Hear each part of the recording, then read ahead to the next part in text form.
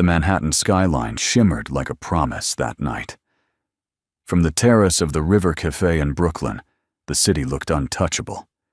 Silver glass towers glowing against the dark water, reflections trembling in the East River like fragile secrets. Investors laughed over vintage Bordeaux. Crystal glasses caught candlelight. A Rolex flashed beneath the table as hands shook over a deal rumored to reshape medical AI forever. And at the center of it all stood Nathaniel Crawford. 42, CEO, visionary. The man Forbes called the future of ethical technology. Beside him stood his wife, Isabella Monroe Crawford, 7 months pregnant. Her hand rested lightly against her belly beneath a navy Dior dress she had worn once before, on their 5th anniversary, back when he still looked at her like she mattered. Tonight, he didn't look at her at all. Smile, Nate muttered under his breath, not turning his head. Investors are watching. Bella forced her lips upward. Across the table sat venture capital partners from Park Avenue. A Montblanc pen lay beside Nate's leather portfolio. His iPhone buzzed twice, face down, but he didn't check it. Claire Hastings did. Claire, polished and precise in ivory silk, caught Bella's eye for half a second. Not sympathy. Not kindness. Something else. Calculation. The conversation shifted to projections, revenue, FDA approvals, expansion into Europe. Bella cleared her throat softly. There's still an unresolved compliance review, she said carefully.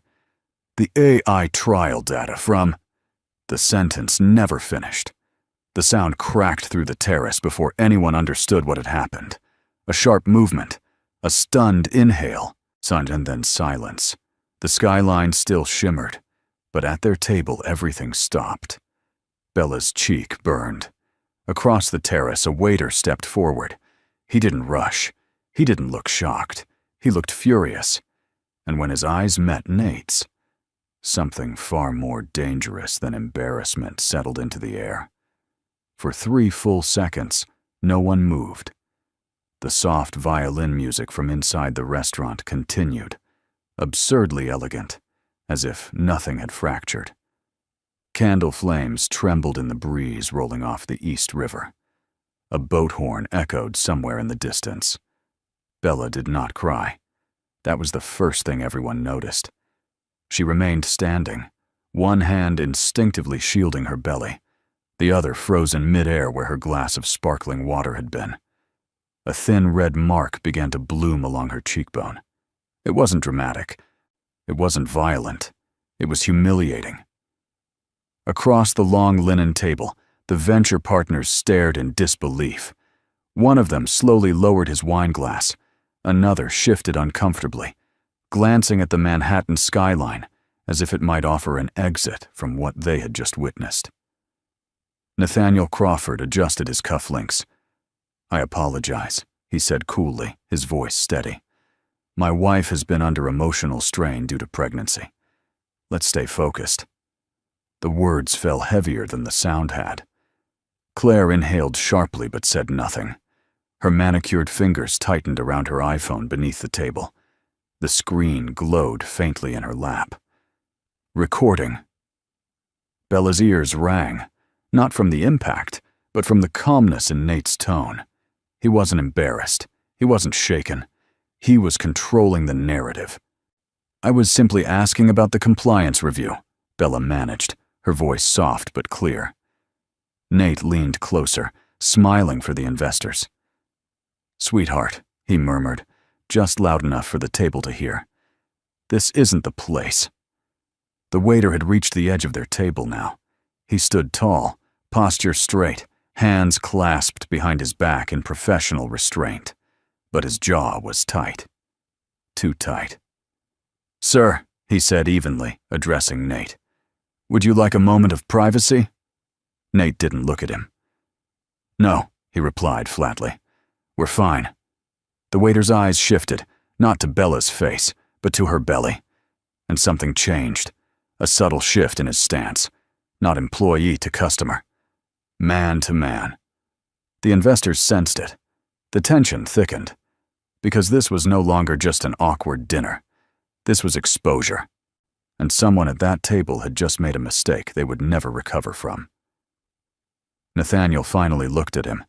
It was the kind of glance powerful men give service staff. Brief, dismissive, conditioned by years of being obeyed. "I said we're fine," Nate repeated, his tone colder now. The waiter didn't move. Up close, he didn't look young. Mid-30s, maybe older. Clean cut. Calm. His black uniform fit too precisely, like he was more accustomed to tailored suits than aprons. His eyes never wavered. "Ma'am," he said gently to Bella, "would you like to step inside for some water?" Bella hesitated. That single moment, that pause, was louder than the slap. Because for the first time that night, someone had asked what she wanted. Nate's jaw tightened. "She's staying." It wasn't a suggestion. The investor shifted again, while one cleared his throat. Another checked his Apple Watch. No one intervened. Power had gravity, and Nate carried it like a weapon. Bella drew in a slow breath. The River Cafe terrace suddenly felt smaller. The Manhattan skyline that once looked magical now felt like an audience. "I think I need a moment," she said quietly. Nate's smile froze. Isabella. Her full name. A warning. The waiter stepped half a pace forward. Not aggressive. Not dramatic. Just enough to break the visual control Nate had over her. "With respect, sir," he said evenly. "The lady has spoken." The word respect landed like a challenge. Nate stood. The movement was abrupt enough that Claire's phone nearly slipped from her hand. A few diners turned their heads. Conversations faltered at nearby tables. "Do you know who you're speaking to?" Nate asked. The waiter held his gaze. "Yes." There was no fear in his voice. That unsettled Nate more than defiance would have. For a brief second, something flickered across the waiter's face. Not anger, not shock. Recognition. He looked at Bella again, this time differently. Not as a guest, not as a stranger. As family. Bella felt it. A strange pull in her chest. Familiar. Unexplainable. 8 years of silence stirred in one glance. Nate stepped closer, lowering his voice. "You work here. Remember that." The waiter's expression didn't change. "Not for long," he replied. And in that instant, something invisible shifted at the table. Because Nathaniel Crawford still believed he controlled the room, he had no idea the most dangerous person there wasn't one of the investors. It was the man wearing the apron. For a moment, it looked like Nathaniel Crawford might escalate. His shoulders squared, his chin lifted. The investors watched him carefully now, no longer amused, no longer impressed. A CEO about to go public could not afford spectacle. Not tonight. Bella felt it before she saw it. The shift in calculation behind Nate's eyes. Image first. Always image. He exhaled sharply and forced a thin smile. "Take 5 minutes," he said, as if granting permission to a child. "Then we finish this discussion." Bella didn't respond. The waiter stepped slightly aside, giving her space to move without being touched, without being guided. That small detail mattered more than anyone at the table understood. She walked, not fast, not dramatic, just steady. The terrace doors opened and closed behind them, sealing off the skyline and the whispering investors. Inside, the dining room glowed in warm amber light. Crystal chandeliers shimmered. Silverware chimed softly against porcelain. Life continued, as if nothing had cracked outside. Bella's breathing finally trembled. She pressed her palm to the marble wall near the hostess stand. The cool surface grounded her. Her reflection in the mirror looked foreign, composed, elegant, but with a faint red mark that would not disappear by pretending. "I'm sorry," the waiter said quietly. She shook her head. "You didn't do anything. I should have intervened sooner." That voice, There was something in it, restrained fury layered over years of distance. Bella looked at him fully now. Up close, she saw what she hadn't allowed herself to see on the terrace, the familiar line of his jaw, the scar near his eyebrow from a childhood accident, the way he stood slightly angled, protective even when silent. Her breath caught. "Noah," she whispered. The name felt impossible after 8 years. He didn't smile. He didn't deny it. "It's been a while, Bells." The world tilted more than it had from the slap. Outside, through the glass, she could see Nate laughing again at the table, performing recovery, reclaiming control. But inside, something far older than humiliation was surfacing. "You shouldn't be here," she said faintly. "I know," Noah replied. His eyes hardened as he glanced toward the terrace, but neither should he.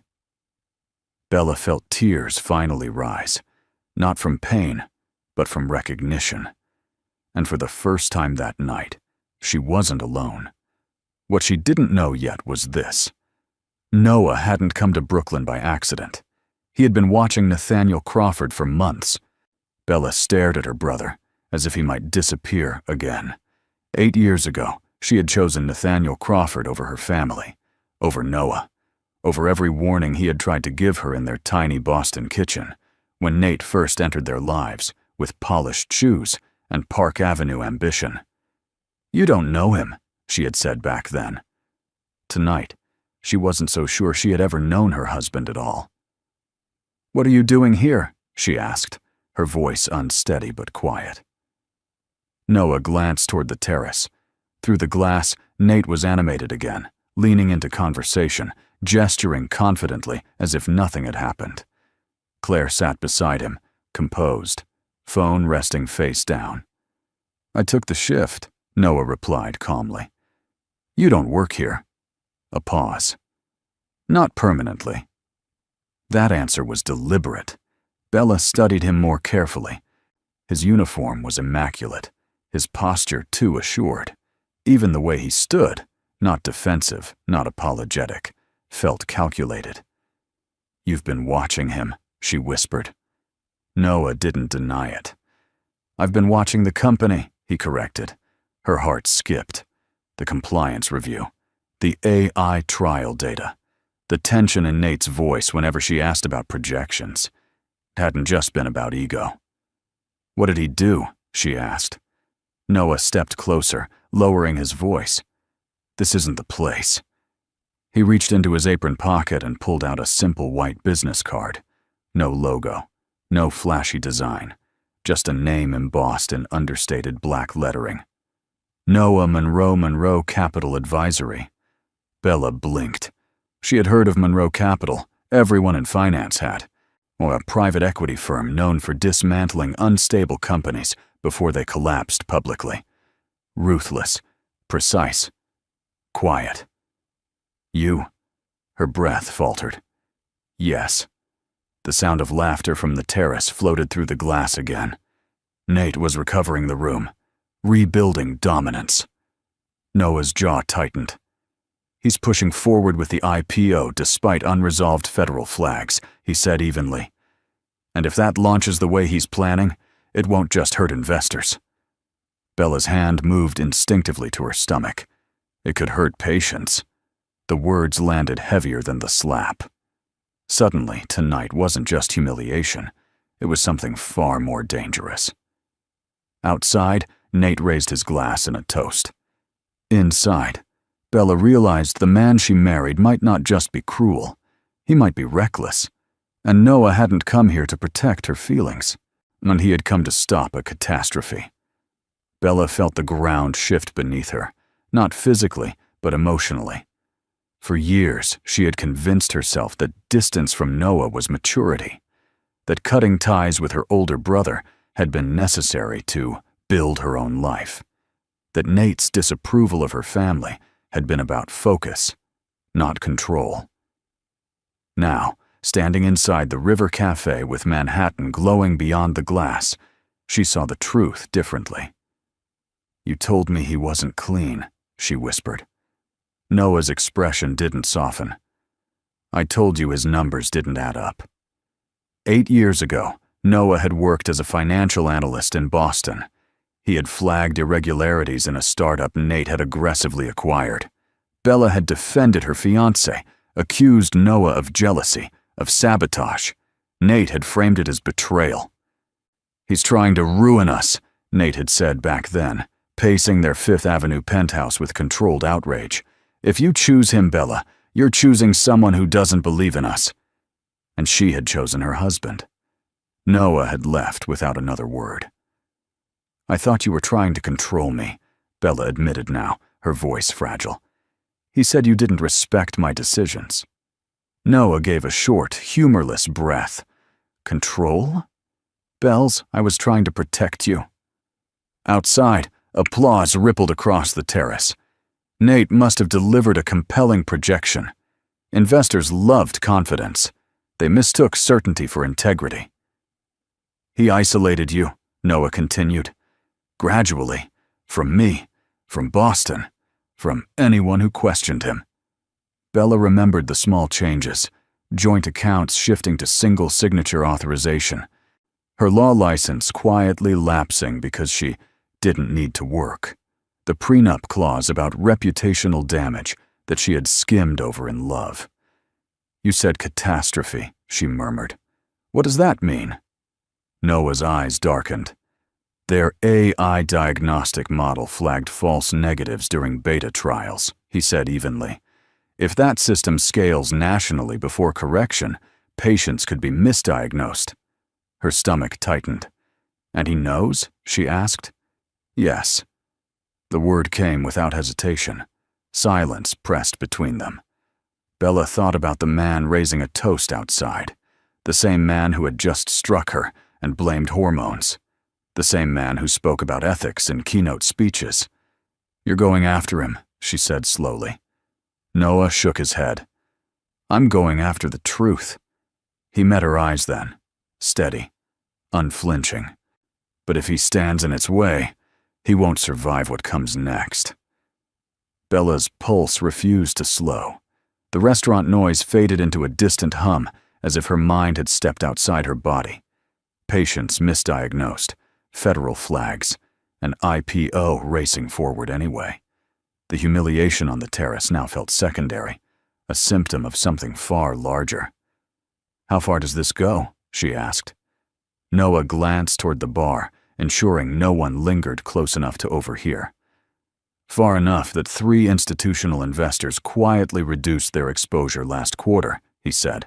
"Far enough that internal compliance reports were edited before board review."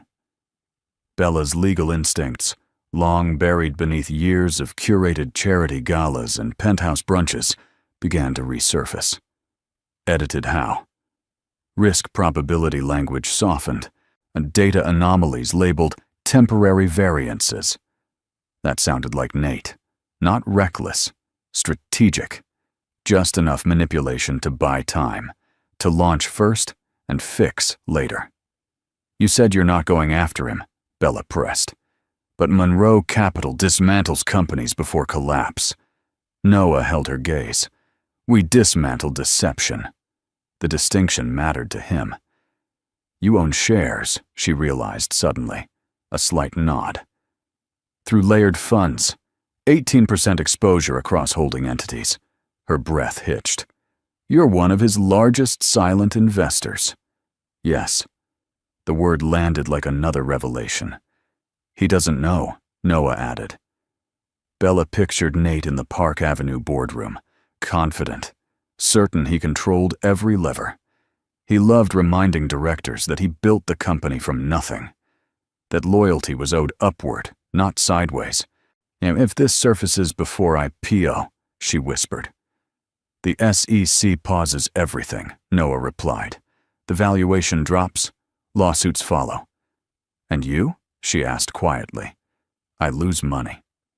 He said it without hesitation. The simplicity of it stunned her. "You're willing to lose millions?" Noah's jaw tightened. "I'm not willing to let people get hurt." The sincerity in his voice cracked something inside her that had been frozen for years. From the terrace came another burst of laughter. Nate was reclaiming dominance, rebuilding his narrative.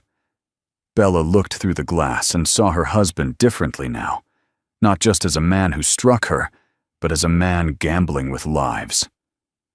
"What do you need from me?" she asked. Noah didn't hesitate. The truth. And in that moment, Bella understood something terrifying. She wasn't just a witness. She was leverage. Bella didn't return to the terrace. Instead, she walked past the hostess stand, past the candlelit tables, and into the quiet corridor leading toward the restrooms. The mirror there was unforgiving. The faint redness on her cheek had softened, but the imprint of humiliation lingered deeper than skin. Leverage. Noah's word echoed in her mind. She had spent years believing she had no power in her marriage, financially dependent, socially isolated, legally cornered by a prenuptial agreement she had signed in Nate's sleek Park Avenue office, while his attorney smiled reassuringly. "You're protected," Nate had said then. "This is standard." She pulled out her phone and opened the cloud drive she hadn't accessed in years. The scanned copy of the prenup still sat there, untouched. 37 pages of dense legal language. Her hands trembled slightly as she began scrolling. Clause 14. Reputation and corporate harm. If the spouse engaged in behavior that damaged the public standing of Crawford Medical Technologies, she forfeited all claims to marital assets. At the time, she had laughed. Why would she ever harm his company? Now she read further. Clause 22. Disclosure obligations. Both parties affirm that no material information regarding pending federal investigations, compliance breaches, or financial misstatements has been knowingly withheld prior to signing. Bella's breath stopped. The prenup had been signed 2 weeks after Noah confronted Nate about accounting irregularities in his previous acquisition. 2 weeks. Her mind raced back to that night in Boston. Nate had flown in, furious, claiming Noah was spreading false accusations. Bella had defended her fiancé. Noah had left. If Nate had already known about federal flags at that time, if he had failed to disclose risk before she signed, then Clause 22 wasn't just technical language, it was vulnerability. The hallway suddenly felt too small. Outside, applause swelled again from the terrace. Nate must have stood for another toast. Bella stared at the screen. If she exposed him, she risked everything. Public scandal, divorce, financial warfare, a custody battle before her son was even born. If she stayed silent, Patience might suffer. And the man who had just humiliated her would continue to build an empire on polished lies. Her reflection in the mirror no longer looked fragile. It looked awake. Bella closed the document slowly. For the first time in 8 years, she wasn't choosing between her husband and her brother. She was choosing between fear and truth. And she knew which one Nate never expected her to pick. Claire Hastings had not stopped recording. She sat back at the terrace table, posture elegant, expression neutral, while Nathaniel Crawford rebuilt the atmosphere with smooth confidence. He spoke about expansion, about ethical innovation, about projected partnerships with hospital networks across California and New York. The investors were leaning in again. They wanted to believe him. Claire let her phone screen dim before slipping it into her clutch. The video was clear, the audio sharper than expected, the moment of impact, the silence after. Nate's voice reframing it as pregnancy instability. Evidence, but not the kind she would use immediately. Claire had learned something working beside powerful men. Timing was everything. When Bella had walked off the terrace, Nate's mask had cracked for half a second. Claire saw it. The flash of irritation wasn't about embarrassment. It was about risk. He hated variables. And tonight, Bella had become one. "Nate," one of the venture partners said carefully, Everything's aligned for Q4 launch, correct?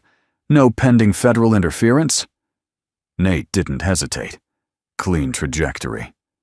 Claire lowered her eyes to her wine glass, hiding the subtle tightening in her expression. Clean trajectory. 2 weeks ago, she had sat in a compliance meeting where internal counsel advised delaying expansion until the beta anomalies were resolved. Nate had dismissed it as overly cautious legal paranoia. She had kept the memo. She hadn't intended to use it, at least not yet. Claire was ambitious, not reckless. She had entered the relationship with Nate believing proximity to power would secure her future. A promotion, equity, stability. But lately, she had sensed distance, shorter replies, late-night calls he took outside, his insistence that after IPO, structures would shift. Shift. How? She watched him laugh now, perfectly composed, the Manhattan skyline glittering behind him like a halo he believed he deserved. Claire understood something Bella likely didn't yet. Nate didn't protect people. He repositioned them. And if federal scrutiny intensified, if investors grew nervous, someone would need to absorb blame. Claire had no intention of being that someone. Across the terrace doors, she caught a glimpse of Bella inside, speaking to the waiter. The waiter? Claire's eyes narrowed slightly. On something about him didn't fit. He wasn't intimidated. He wasn't deferential. And Nate hadn't noticed. That oversight might prove more dangerous than the slap. Claire lifted her glass slowly. If a fire was coming for Crawford Medical Technologies, she intended to hold the match, not be burned by it. Nathaniel Crawford finished the dinner like nothing had happened. By the time dessert arrived, laughter had returned to the terrace. Investors discussed projected margins. One mentioned expanding into European markets. Another joked about celebrating the IPO at the Plaza Hotel once the valuation crossed $2 billion. Nate thrived in this environment. He believed momentum erased weakness. "Gentlemen," he said smoothly, lifting his glass, "innovation rewards the bold." They nodded. Bold, not cautious, not compliant, not delayed. But Claire watched him carefully. He was in full performance mode now. Charming, decisive, unshakable. If anyone at that table still felt uneasy about the earlier incident, they buried it beneath projected returns. But Claire noticed something else. Bella had not returned. Nate's gaze flicked toward the dining room doors once, briefly. Irritation, not concern. He leaned closer to the lead investor. "Personal matters won't interfere with Q4, he assured. "Everything is secured." Secured? Claire felt the word settle uncomfortably in her chest. After the guests began leaving, handshakes exchanged, Nate finally exhaled. The skyline shimmered triumphantly behind him. He turned to Claire. "Send a note to legal tomorrow," he said quietly. "I want updated language drafted around spousal liability clauses." Her pulse skipped. "For the prenup?" she asked carefully. "Yes." His voice lowered further. "If she becomes unstable publicly, I won't have it affecting valuation." "Unstable?" Claire studied him. "You're concerned she might speak?" she asked. Nate's expression hardened slightly. "She won't. She knows the consequences." Confidence again. But this time, Claire heard something beneath it. Fear. Because Nate understood something most men like him eventually did. Humiliation breeds unpredictability. He checked his iPhone as they walked toward the exit. No messages from Bella. No calls. Good. He believed silence meant control. Across the dining room, unseen by him, Noah stood near the bar, speaking quietly with the restaurant manager. Calm. Composed. Watching. Nathaniel Crawford stepped into the cool Brooklyn night believing he had survived a misstep.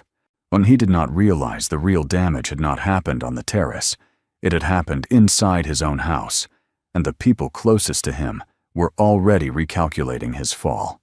2 mornings later, the Park Avenue boardroom felt colder than usual. Floor-to-ceiling windows framed Midtown Manhattan in sharp winter light. The long walnut table reflected the glow of stock tickers scrolling across a mounted screen. Crawford Medical Technologies' valuation estimate shimmered in bold numbers. Projected IPO, $2.3 billion.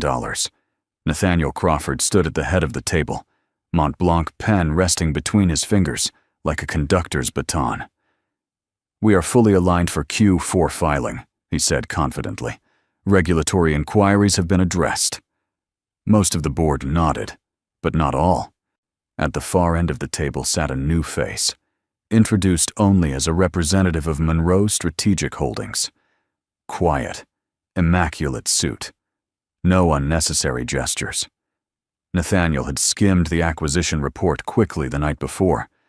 Monroe had gradually increased its position over the last 6 months. Aggressive, calculated. He didn't like surprises. "Before we proceed," the Monroe representative said evenly, "we'd like clarification on beta trial false negative rates." The room stilled. Nathaniel smiled faintly. All anomalies were statistically insignificant.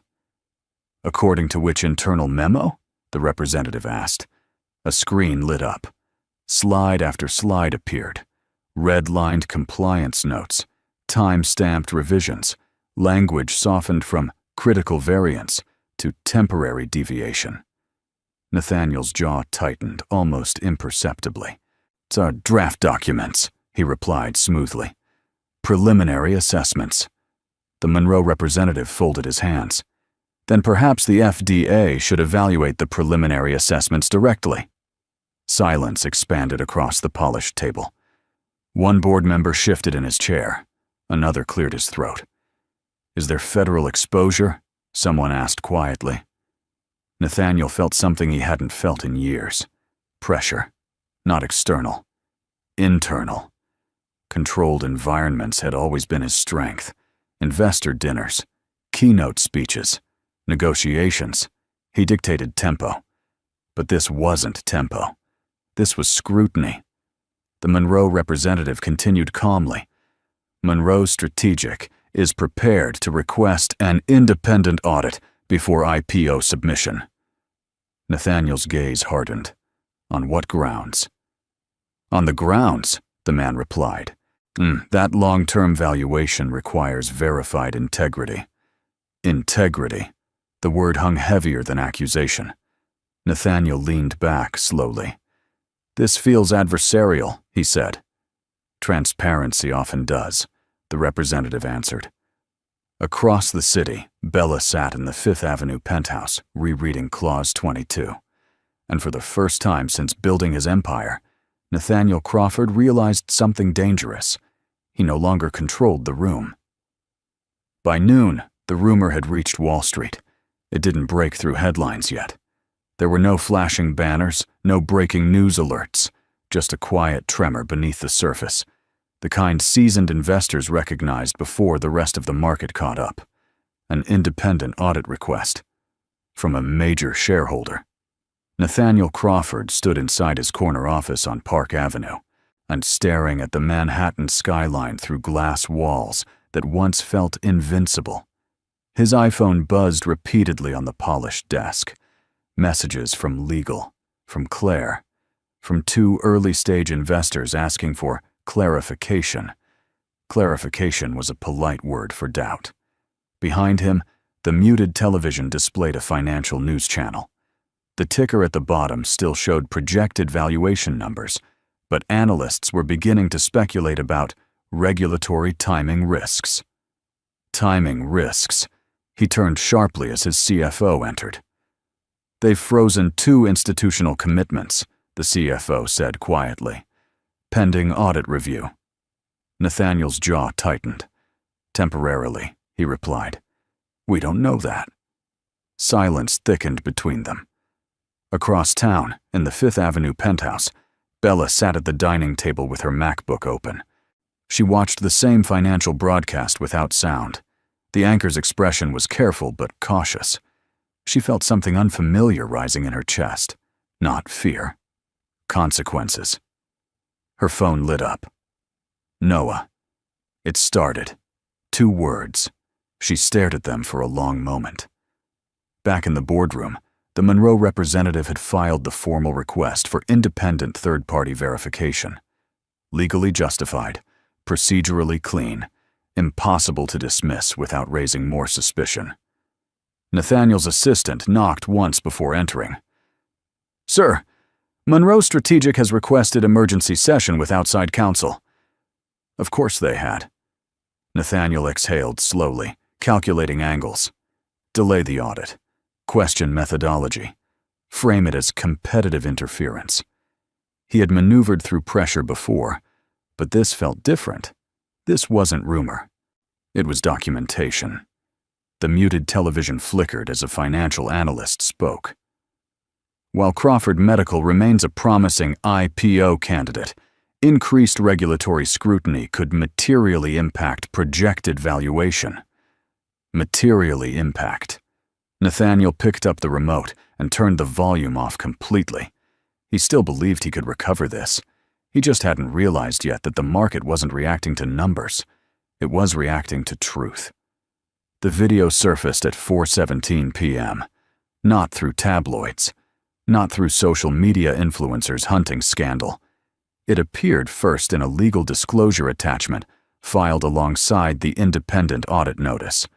Unlisted. Unadvertised. But public. Within minutes, a junior analyst at a midtown hedge fund downloaded the document set. By 4:32, the clip was circulating through encrypted investor chats. By 5:05, the financial blogger posted a single sentence: "Crawford CEO under scrutiny following restaurant incident." The footage was short. Elegant terrace, Manhattan skyline glowing. Bella speaking calmly about compliance review. Then the motion, the sound, the silence. Nathaniel's voice reframing it. Pregnancy strain. Stay focused. The clip didn't show rage. It showed composure. That was worse.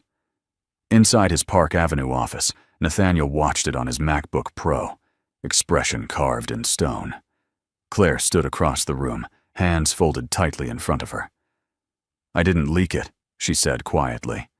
He didn't respond immediately. He replayed the audio instead. The way his voice sounded.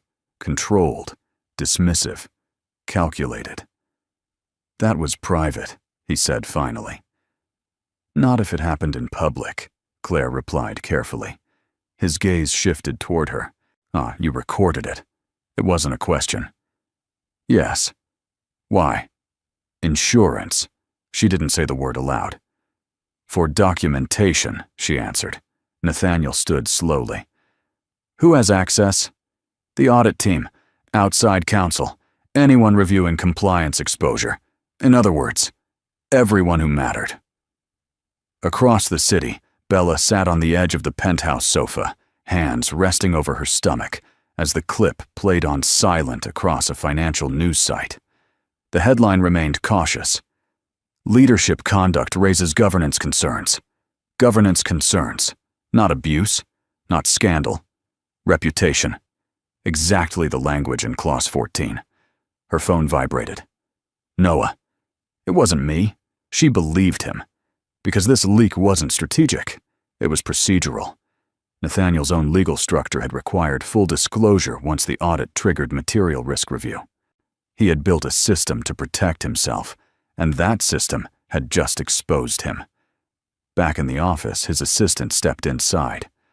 2 board members have requested emergency removal discussion. Removal. The word lingered in the air. Nathaniel Crawford had always believed he controlled the narrative. Tonight, the narrative was controlling him. By morning, the narrative had shifted. Financial outlets no longer used cautious language. The words governance failure and leadership misconduct appeared in bold beneath Crawford Medical Technology's name. Analysts debated not only the audit, but whether a CEO capable of public humiliation could be trusted with ethical AI oversight. The stock ticker didn't crash, not yet. It trembled.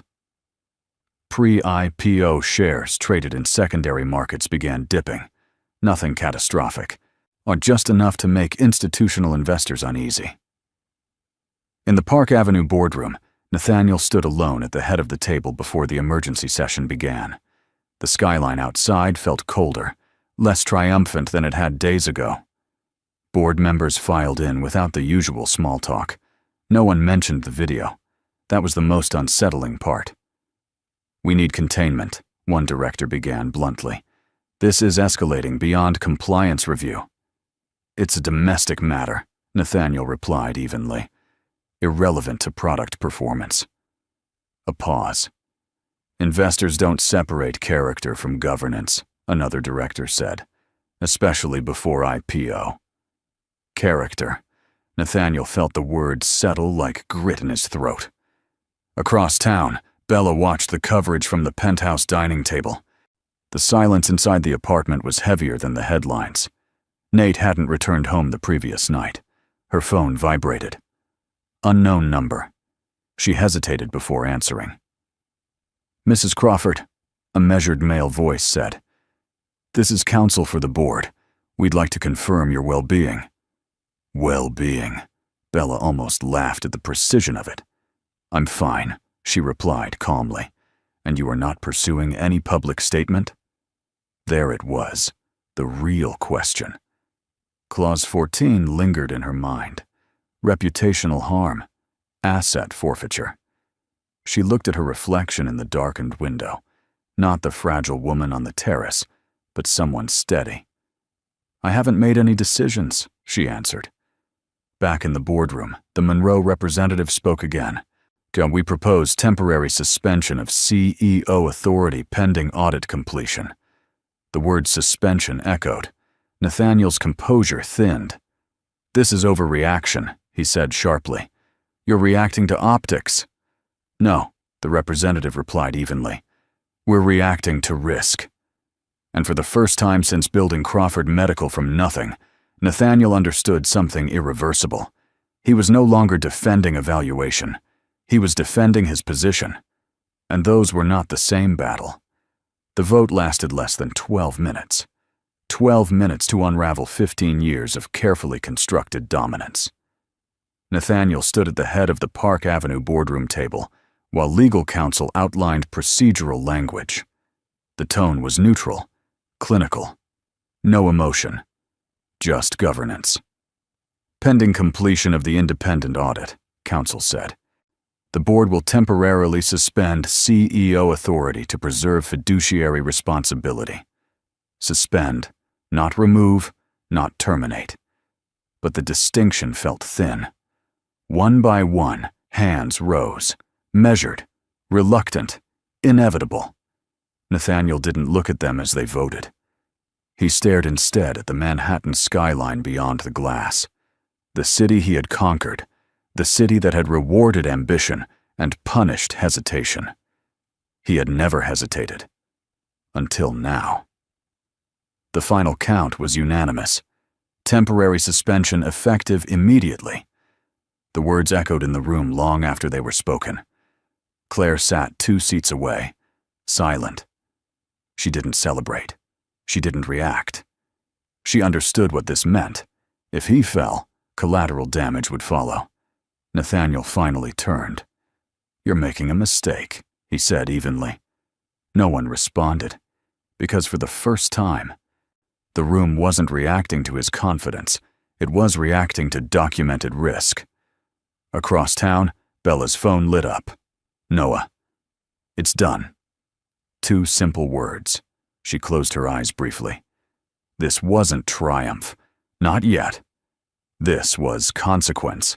The television in the penthouse flickered with updated commentary. Sources confirm Crawford Medical's board has enacted temporary leadership restructuring pending compliance review. Restructuring. Corporate language for fracture. Bella felt the baby shift inside her, a small, steady reminder of what truly mattered. Minutes later, the penthouse door opened. Nathaniel entered without greeting. His suit jacket was still crisp, his expression still composed. But something behind his eyes had shifted. "They suspended me," he said flatly. Bella met his gaze calmly. "I heard." He stepped closer. "So, you think this is victory?" he asked. She shook her head. "No. I think this is accountability." For the first time, Nathaniel Crawford didn't have a prepared response, and the silence between them felt more powerful than any board vote. Nathaniel didn't shout. That would have been easier. Instead, he walked past Bella into the living room of the Fifth Avenue penthouse and set his phone down with precise control. The Manhattan skyline beyond the glass looked colder now, stripped of triumph. "This is temporary," he said. "The audit will clear." The board panicked. Bella remained seated at the dining table, hands folded calmly over her stomach. "You knew about the false negatives," she said. It wasn't accusation. It was fact. Nathaniel's jaw tightened. Every technology has variants during beta trials. "You edited the language. That's called strategic positioning." She studied him quietly. "And the video?" she asked. "Was that strategic too?" His composure flickered. "You humiliated me publicly," she continued, voice steady. "Then blamed my pregnancy." "That was optics," he replied sharply. "You brought up compliance in front of investors." There it was, control over truth. Bella stood slowly. "Clause 22, she said. The words landed like a crack in glass. Nathaniel stilled. "What about it?" he asked carefully. "You signed a disclosure statement affirming no material federal flags were pending prior to our prenup." His silence confirmed more than denial ever could. "You knew about regulatory concerns before I signed," she said. "Those weren't material at the time." "That's not what the memo says." Nathaniel's eyes sharpened. "You've been digging. I've been reading." The difference mattered. He stepped closer, lowering his voice. "If you challenge the prenup, this becomes a spectacle. Media, depositions, reputational damage. You'll be dragged through it." Bella met his gaze without flinching. "I already was." Silence settled between them. He expected fear, retreat, emotional collapse. Instead, he saw clarity. "You think Monroe is behind this?" he asked quietly. Bella didn't answer, because she didn't need to. Nathaniel exhaled slowly, recalculating. "Careful, Isabella," he warned. "Once this escalates, there's no going back." She rested her hand over her stomach. "I'm not going back," she replied. And for the first time since the terrace, Nathaniel Crawford realized something far more dangerous than suspension. He had lost control of her. The audit findings were released the same morning Bella went into labor. At 6:42 a.m., her water broke in the silent penthouse bedroom overlooking Fifth Avenue. The city was just waking up, pale winter light stretching across the skyline. Nathaniel wasn't home. He had spent the night with legal counsel. Bella didn't panic. She called Noah. He answered on the first ring. "I'm on my way," he said. At 8:15 a.m., in a private Manhattan hospital suite, Bella gripped the side rails of the bed as contractions tightened in steady waves. The television mounted across the room was muted, but the captions ran clearly. "Independent audit confirms material disclosure failures at Crawford Medical Technologies." Material disclosure failures. The phrase echoed through financial media like a controlled explosion. Noah stood near the window, jacket off, sleeves rolled back. Not billionaire, not strategist. Brother. "Breathe, Bells," he said quietly. She did. Between contractions, she caught fragments of headlines scrolling across her phone. Board votes to remove Crawford permanently pending federal inquiry. Permanent removal. The word felt final. Nathaniel texted once, "We need to talk." She didn't respond. By early afternoon, the labor intensified. Pain sharpened. Fear flickered briefly. Not of Nate, not of scandal, but of becoming a mother in the middle of public collapse. Noah stepped closer when she faltered. "You're not alone," he said. And she believed him. At 2:37 p.m., her son entered the world. The room fell into a different kind of silence. Not tense, not corporate, but sacred. The nurse placed the baby against Bella's chest. Warm, small, real. Tears slid down her face for the first time since the terrace. Not humiliation. Release. Outside the hospital, cameras had begun gathering. Reporters speculated about leadership fallout. Analysts debated valuation damage. But inside that room, none of it mattered.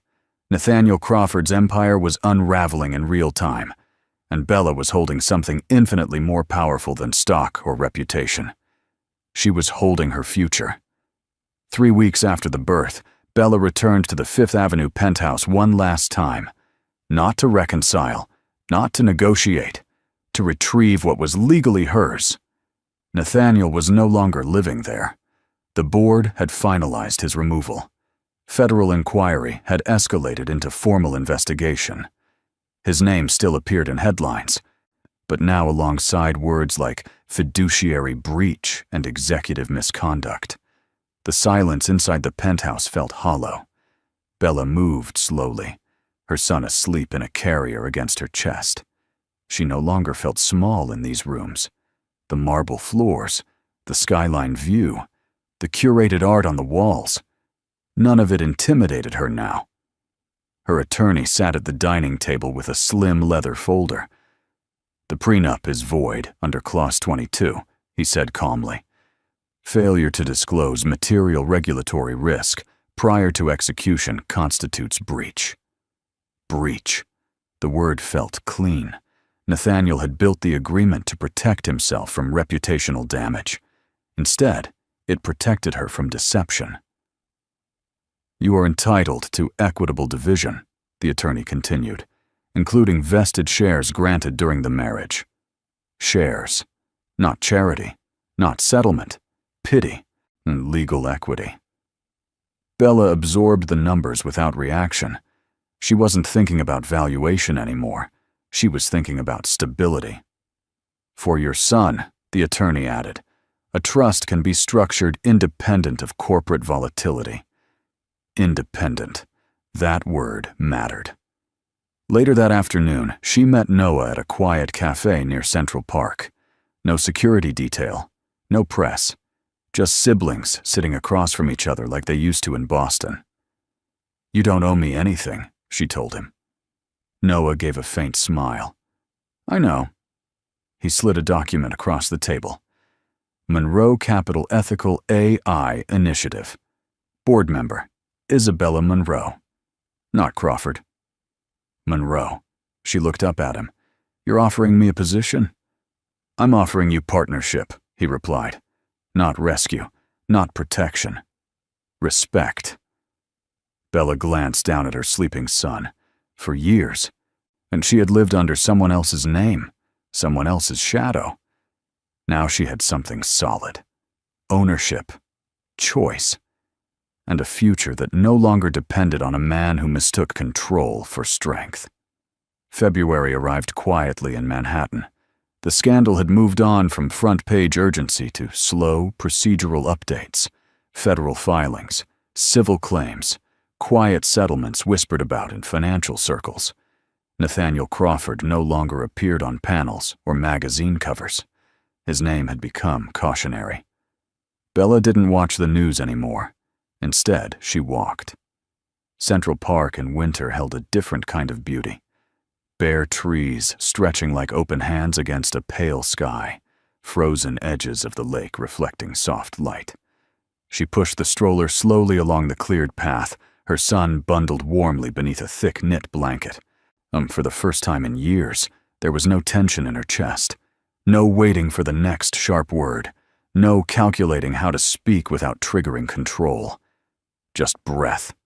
Her phone buzzed once in her coat pocket. A notification from Monroe Capital. First advisory session scheduled for the Ethical AI Initiative. She would join by video later that afternoon, not as someone's wife, as Isabella Monroe. She stopped near a bench overlooking the ice-dusted water and lifted her son gently into her arms. His tiny fingers curled around hers with instinctive trust. "You'll grow up knowing truth matters," she whispered softly. "Not wealth, not image. Truth." Behind her, footsteps approached. "Cold enough for you?"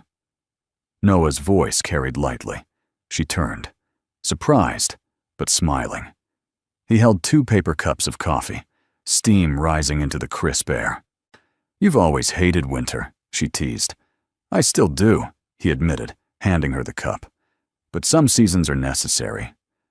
She understood what he meant. Healing didn't arrive in grand gestures. It came in steady mornings, in small choices, in reclaiming your name. Across town, Nathaniel attended his first deposition without cameras. No skyline backdrop, no applause, just fluorescent lighting and legal transcripts. Actions had consequences. Bella adjusted the blanket around her son and leaned back against the bench. The cold no longer felt threatening. It felt clean. For the first time since the terrace, she wasn't thinking about what she had lost. She was thinking about what she had become. Spring arrived without announcement. The Manhattan skyline still glittered at sunset, still reflected gold across the East River, and still symbolized power to those chasing it. But Bella no longer measured her worth against glass towers and corner offices. She stood on the terrace of a modest brownstone in Boston Harbor, her son balanced on her hip. The air carried salt and early warmth. Seagulls circled lazily overhead. Different skyline, different life. Inside, documents rested on the dining table, finalized equity transfers, the official formation papers of the Monroe Ethical AI Foundation, and a framed certificate restoring her maiden name legally. Isabella Monroe. She had not taken revenge. She had taken responsibility. Behind her, Noah stepped outside, jacket slung casually over his shoulder. "The board meeting went well," he said. "Hospitals are signing on. Transparent trials only." She smiled. "That's the point." Across the country, Nathaniel Crawford entered a federal courthouse without cameras. His legal team negotiated settlements tied to disclosure failures. Civil penalties mounted. He would not serve prison time, but he would never run a public company again. Reputation lost, control gone, consequence delivered. Bella felt no triumph, only closure. Her phone buzzed softly, not with legal alerts, not with investor speculation, but with a message from Dr. Aaron Whitfield, the pediatric specialist who had volunteered to consult for the Foundation's Ethical Review Board. "Lunch this week," he had written. "No boardrooms, just coffee." She read it twice before smiling. Life did not need spectacle to be meaningful. Her son stirred, reaching for the light. "You'll grow up in truth," she whispered. "Not protected by lies, not raised in fear." Behind her, the harbor shimmered quietly. The skyline no longer owned her story. She had reclaimed it. And just like that, the story comes to a close. But my dear friends, you're still here, aren't you? If you've stayed with me until this very moment, then something in this story must have touched your heart in a quiet, personal way. Maybe it wasn't about billionaires, boardrooms, or Manhattan skylines. Maybe it was about dignity, about the moment a woman stopped being afraid. Bella's journey reminds us of something simple yet powerful. Control is not strength. Integrity is. As Marcus Aurelius once wrote in Meditations, you have power over your mind, not outside events. Realize this, and you will find strength. Bella could not control the slap, the headlines, or the boardroom vote. But she controlled her response, and that changed everything. Stoicism teaches us that self-respect begins when we stop reacting from fear and start acting from truth. Sometimes healing doesn't look like revenge. It looks like walking away with your name restored. It looks like choosing truth over comfort. It looks like building something honest after something false collapses. If this story resonated with you, if it reminded you of your own quiet battles, then don't keep it to yourself. Like this video, share it with someone who needs strength tonight, and subscribe to the channel because we tell stories here that don't just entertain, they remind you who you are. And I'm truly glad you're still here. This story is a fictional dramatic narrative created for emotional storytelling and educational reflection. All characters, companies, events, and situations portrayed in this video are entirely fictional and are not intended to represent any real individuals, organizations, or ongoing legal matters. While the story references common corporate environments, financial terminology, and public settings to create realism, it does not depict actual events or verified allegations. The themes of accountability, personal growth, and ethical responsibility are explored in a narrative context meant to inspire discussion and emotional insight. This content is designed for entertainment and motivational purposes only, encouraging viewers to reflect on integrity, resilience, and the consequences of personal choices.